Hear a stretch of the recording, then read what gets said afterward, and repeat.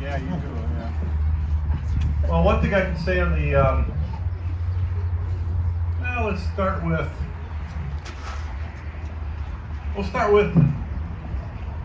I was raised in a significantly somewhat dysfunctional family, and I knew intuitively that without knowing what they were, there were certain skill sets that were required to have a successful marriage. And whatever those undefined skill sets were, I had no idea what they were, but I knew I sure as heck didn't learn it from my family. So I chose to stay single. And fast forward to age 30, coming from dysfunction, I walked away from alcohol. And one of the guidelines with alcohol is when wrong, promptly admit it. So if you want to stay sober, guess what? You better do this, and you better do everything else it says in there, or you're going to be back where you don't want to be. So I've become very comfortable with when you're wrong, promptly admit it. And let me tell you all that don't do that. It gets a heck of a lot easier once you get over the hump, and it's well worth it. It's well worth it. It takes a lot of pressure off you and helps relationships. In the process going forward from age 30, well, you start going in directions and running with crowds that directly or indirectly can tell you about some of those skill sets that are required.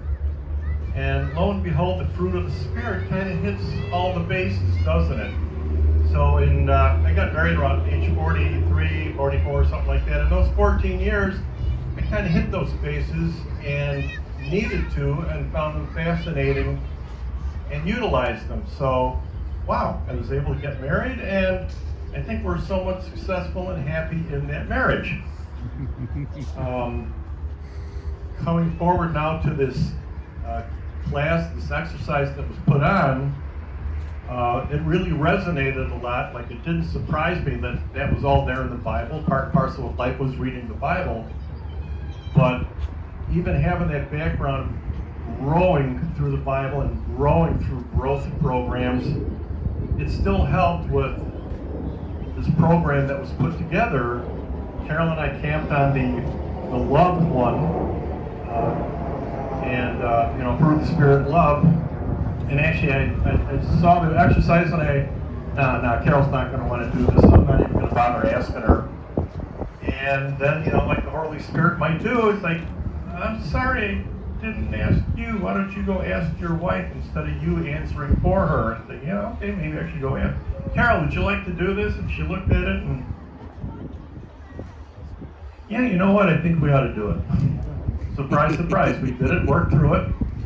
And it was like that week, and a week later, and a week later, and a week later, you could still feel the effect of communicating at that level in those respects, those topics that you may not formally think of.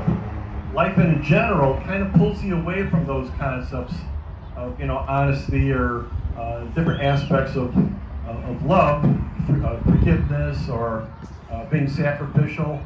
Having a day-to-day job, playing sports, watching TV, and that pulls you away from that. So having this course kind of encapsulates, brings you back into, hey, here's what's important. Think about it, consider it, and be intentional about it.